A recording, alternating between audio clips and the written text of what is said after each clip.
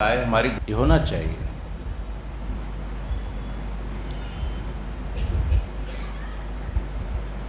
تو آنے والی زندگی موت کے بعد والی جو ہے وہ اصل زندگی وہ ہے۔ یہاں اگر اس زندگی کو کوئی اصل سمجھتا ہے تو پھر وہ دھوکے میں ہے۔ اس کی مثال صوفیاء کرام نے یوں دی کہ ایک آدمی سو رہا ہے، خواب دیکھ رہا ہے سو کر، اور خواب کے عالم میں خواب کی دنیا کو سمجھ رہا ہے کہ یہی اصل دنیا ہے، لیکن جیسے ہی آنکھ کھلی، آنکھ کھلنے کے بعد پتہ چلا کہ وہ اصل دنیا نہیں تھی، یہ اصل دنیا ہے، وہ تو خواب تھا۔ آنکھ کھلنے کے بعد پتہ چلا۔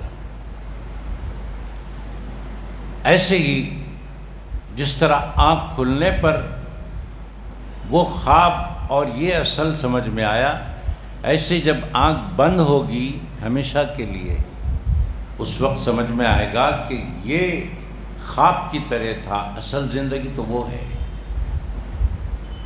جس عالم میں ہم جائیں گے وہاں کا عالم ہم کو اصل نظر آئے گا اور یہ خواب کی طرح ہو جائے گا۔ الدنیا مزرعۃ الآخرہ، یہ دنیا آخرت کی کھیتی ہے۔ یہاں رہ کر ہمیں یہ فیصلہ کرنا ہے کہ مجھے جانا کدھر ہے، جانا کدھر ہے، مرنے کے بعد کہاں جانا ہے، یہیں سے اس کے اشارے مل جاتے ہیں۔ جیسی زندگی ہوگی ویسی موت ہوگی، جیسی موت ہوگی ویسی آخرت ہوگی۔ یہاں جیسوں کے ساتھ رہو گے ویسے ہی وہاں ان کی صحبت ملے گی۔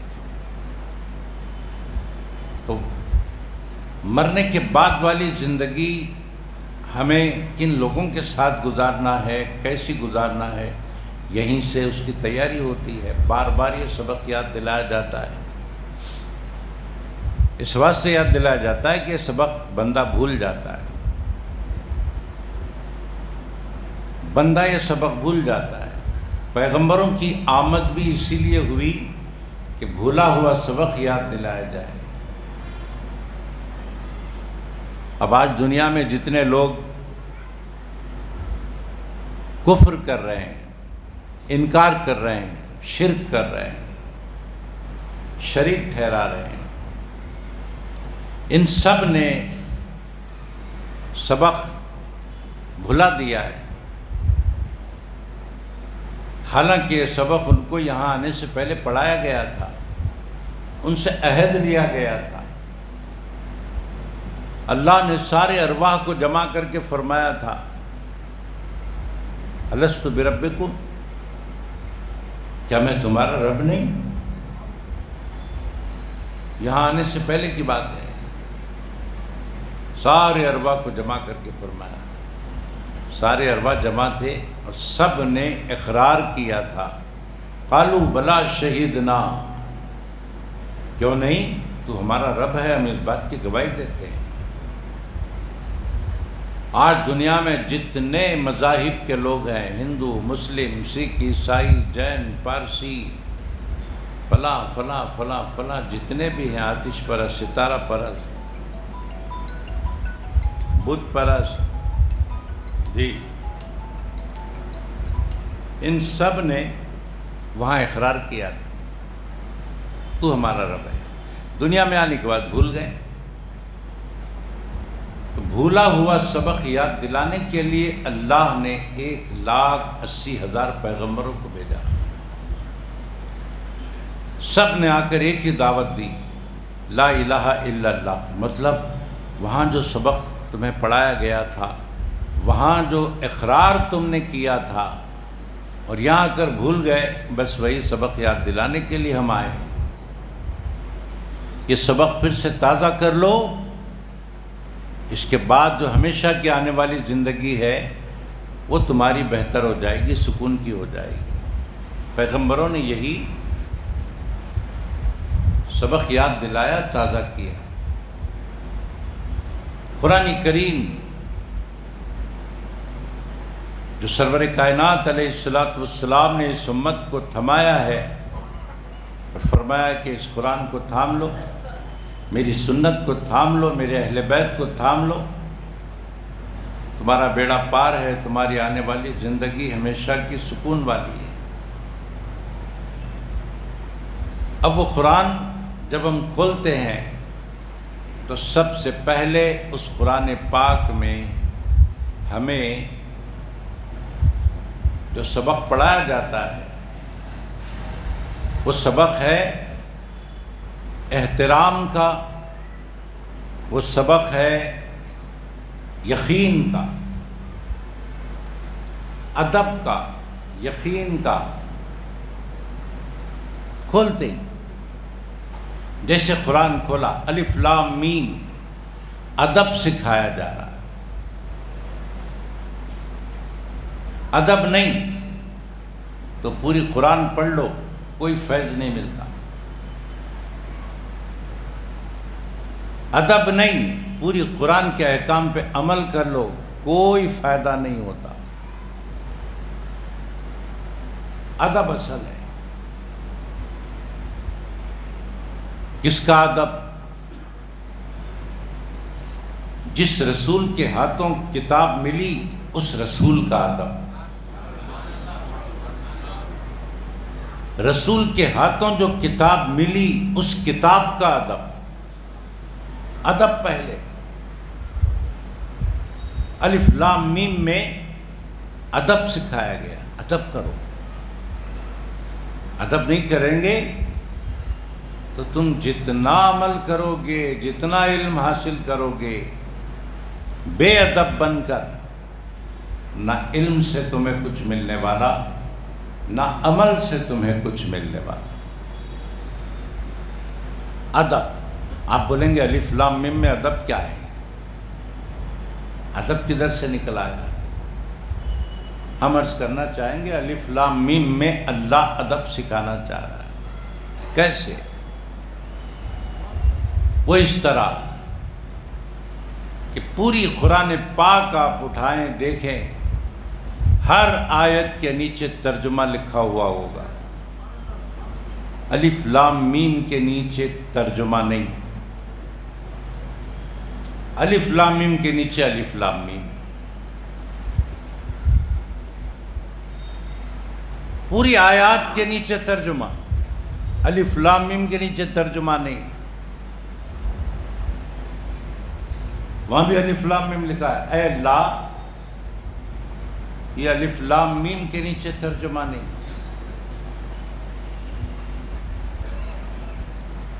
اگر اس کے ترجمے سے ہمیں کوئی مطلب نہیں تھا تو الف لام میم نازل ہی کیوں کیا گیا؟ اگر مطلب تھا تو پھر الف لام میم کے نیچے ترجمہ ہونا تھا، ہمیں پتہ چلتا تھا کہ تو ہمیں کیا کہنا چاہتا ہے۔ مطلب نہیں تو پھر نزول کیوں ہوا؟ مطلب ہے تو پھر ترجمہ کہاں ہے؟ قدرت نے آواز دی، مطلب ہے، بالکل ہے۔ بے مطلب ہم کوئی بات نہیں کرتے، بے مطلب ہم کوئی بات نہیں کرتے۔ اے اللہ کیا مطلب ہے؟ آواز آئی، مطلب یہی ہے کہ الف لام میم کا ترجمہ تمہیں پتہ نہ رہے۔ الف لام میم کا ترجمہ تمہیں پتہ نہ رہے اور وہ پتہ میرے حبیب کو رہے، حبیب کو رہے۔ کیوں؟ اگر پوری قرآن کا ترجمہ تمہیں پتہ رہے تو پھر تم یہ دعویٰ کہیں نہ کر دو کہ جتنا نبی جانتے ہیں اتنا میں بھی جانتا ہوں، تمہارا یہ دعویٰ نہ ہو جائے۔ اس لیے ہم نے کچھ کا ترجمہ تم تک پہنچایا اور کچھ کا ترجمہ روک لیا، تاکہ ہر قرآن پڑھنے والے کو یہ احساس رہے کہ علم کے میدان میں نبی آگے ہیں، میں ان کے پیچھے ہوں، وہ مجھ سے زیادہ جانتے ہیں۔ یہ ہر قرآن پڑھنے والے کا عقیدہ بن جائے. جب نبی کو علم میں آگے امتی جانے گا تو پھر نبی کا وہ ادب کرے گا کہ یا رسول اللہ جو میں نہیں جانتا وہ آپ جانتے ہیں. ارے میں اور آپ تو دور کی بات ہوئی. جب جبریل نے لا کر کاف ہا یا عین صاد دیا، کاف ہا یا عین صاد، تو سرکار نے کیا فرمایا؟ علمت،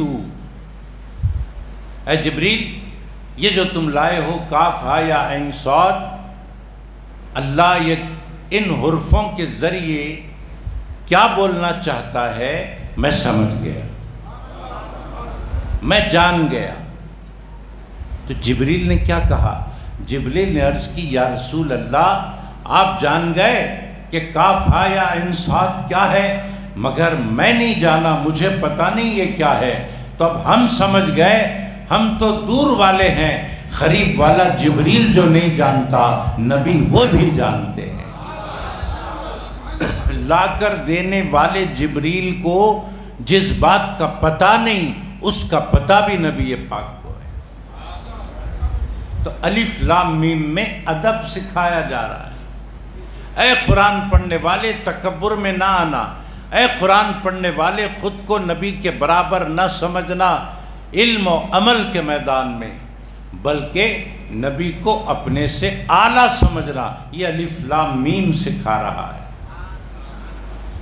ذالک الکتاب لا ریب فیہ، اس میں اللہ یقین کی نعمت سے مالا مال کر رہا ہے. ذالک الکتاب لا ریب فیہ، اے قرآن پڑھنے والے ادب والا تو ہو گیا، اب سن یقین والا بھی بن جا. کیا یقین کروں مولا؟ فرمایا جو کتاب پڑھنا تو شروع کر رہا ہے، پہلے اس کتاب کے بارے میں اپنے دل سے شک اور شبہ کو نکال دے. شک نکال دے، شبہ نکال دے. اس کتاب کے بارے میں یہ نظریہ پیدا کر، یہ عقیدہ پیدا کر کہ یہ کتاب میں کوئی شک والی بات نہیں ہے، جو بھی بات ہے وہ حق پر مبنی ہے، اس میں ذرہ بھی شک نہیں، شبہ نہیں. ذالک الکتاب. اور پھر عربی جاننے والوں کو معلوم ہے کہ ذالکہ اس چیز کی طرف اشارہ کر کے بتایا جاتا ہے جو دور ہے، بعید ہے. اور قریب اگر کوئی چیز رکھی ہوئی ہے تو ہاذا بولتے ہیں، یہ دور ہے تو بولتے ہیں وہ. ٹھیک، زمین کو بتانا ہے ہاذا بولیں گے، یہ زمین. ہاذا الارض، آسمان کو بتانا ہے تو وہ آسمان بولیں گے. کیوں؟ بعید ہے، دور ہے،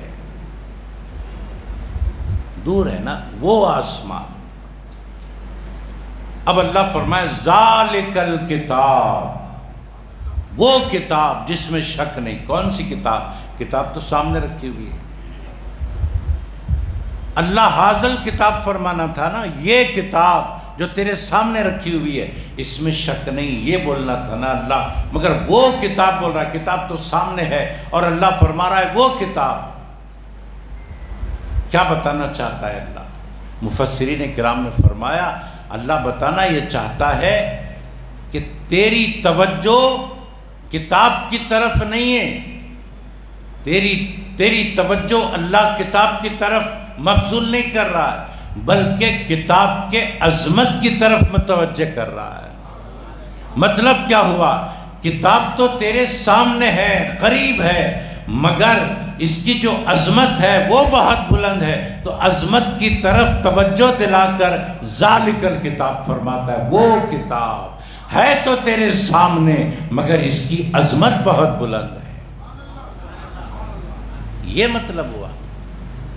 تو قرآن کھولتے ہی ادب سکھایا جا رہا ہے، قرآن کھولتے ہی یقین سکھایا جا رہا ہے کہ تو پہلے ادب والا ہو جا، پھر یقین والا ہو جا، اور پھر جان لے کہ دنیا میں 3 قسم کے لوگ رہتے ہیں. آگے کی آیات میں یہی بتایا جا رہا ہے. آگے کی آیات میں یہی بتایا جا رہا ہے. الذین یؤمنون بالغیب ویقیمون الصلاۃ ومما رزقناہم ینفقون والذین یؤمنون بما انزل الیک وما انزل من قبلک وبالآخرۃ ہم یوقنون اولئک علی ھدی من ربہم واولئک هم المفلحون. یہ تمام آیات مومنین کے لیے. یہ جتنی آیتیں میں پڑھا کس کے لیے؟ مومنین کے لیے. اس کے بعد والی ان الذین کفروا سواء علیہم اانذرتہم ام لم تنذرہم لا یؤمنون ختم اللہ علی قلوبہم وعلی سمعہم وعلی ابصارہم غشاوۃ ولہم عذاب عظیم. یہ آیتیں کافروں کے لیے. پچھلی آیتیں جو میں نے پڑھا وہ مومنوں کے لیے. یہ آیتیں کافروں کے لیے. اب اس کے بعد والی آیتیں وَمِنَ النَّاسِ مَن يَقُولُ آمَنَّا بِاللَّهِ وَبِالْيَوْمِ الْآخِرِ وَمَا هُمْ بِمُؤْمِنِينَ يُخَادِعُونَ اللَّهَ وَالَّذِينَ آمَنُوا وَمَا يَخْدَعُونَ إِلَّا أَنفُسَهُمْ وَمَا يَشْعُرُونَ فِي قُلُوبِهِم مَرَضٌ فَزَادَهُمُ اللَّهُ مَرَضًا. یہ سب آیتیں منافقین کے لیے.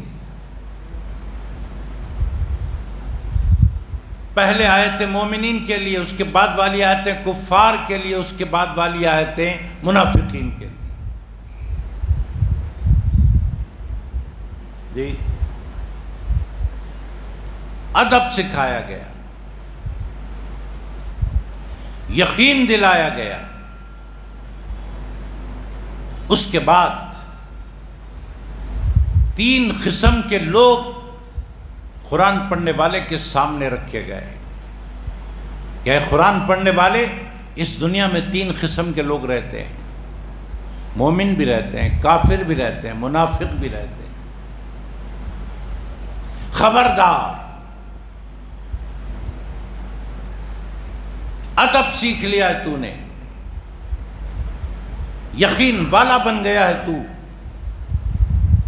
اب یہ 3 قسم کے لوگوں میں سے 2 قسم کے لوگوں کی چکر میں نہ جانا.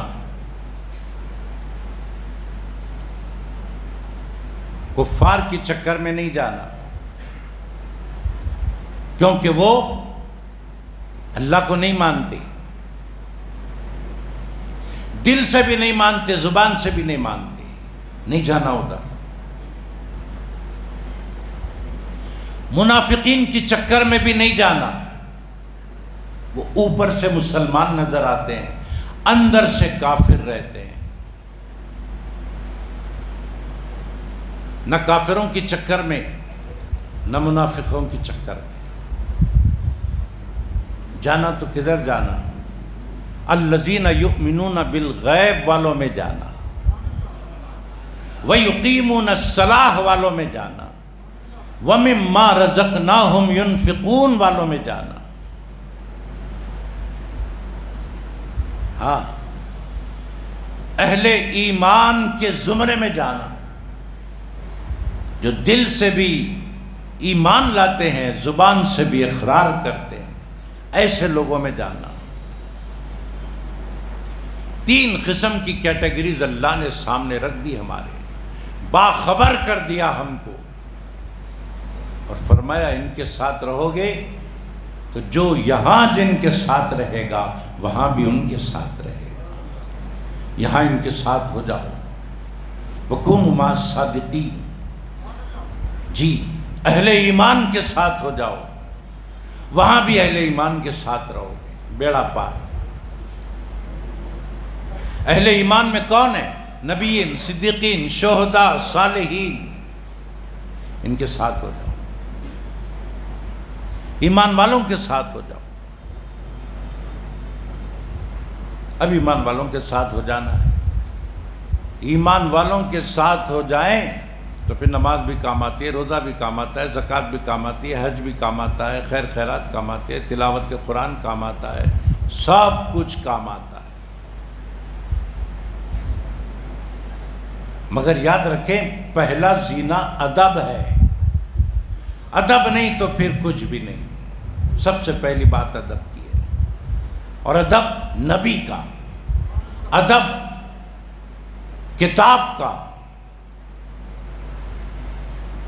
ادب سنت کا،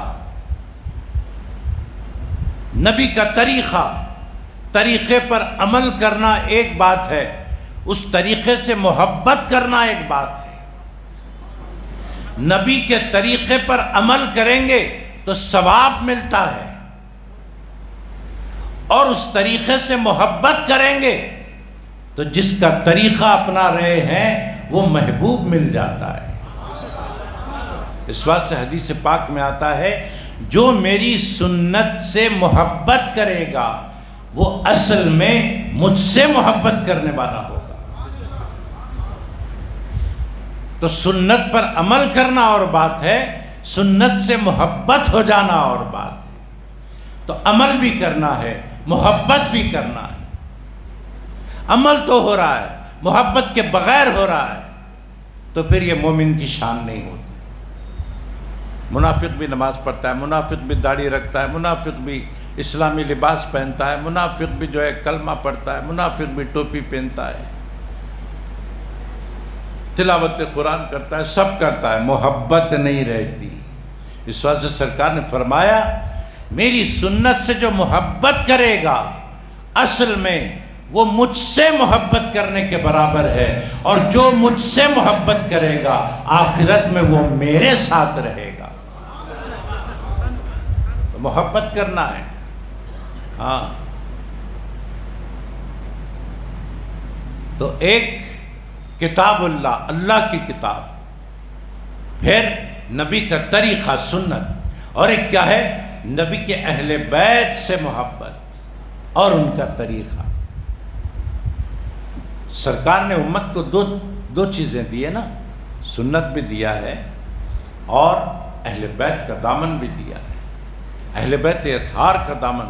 اب سرکار نے امت کو جو دیا ہے اسے تھامنا امت کا کام ہے، نبی کی سنتوں کو تھامنا، نبی کے اہل بیت کو تھامنا، یہ امت کا کام ہے۔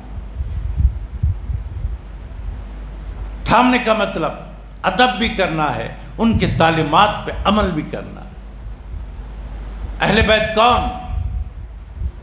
جن سے ہمیں محبت کرنا ہے، جن کی بے ادبی سے بچنا ہے۔ سرکار کے ازواج مطہرات پورے اہل بیت ہیں، پنجتن پاک اہل بیت ہے، اور وہ ہستیاں بھی اہل بیت ہیں جن کو اللہ کے رسول نے اپنے اہل بیت فرمایا۔ مثلا حضرت سلمان فارسی، ان کو بھی سرکار نے فرمایا سلمان بھی میرے گھر کا آدمی ہے۔ تمام اہل بیت کی محبت اپنے دل میں رکھنا، یہ کیا ہے؟ یہ آخرت کی تیاری ہے، یہ آخرت کی تیاری ہے۔ یہ تیاری کے ساتھ اگر ہم چلیں گے یہاں سے تو پھر آنے والی جو اصل زندگی ہے وہ ہماری پرسکون ہو جائے گی۔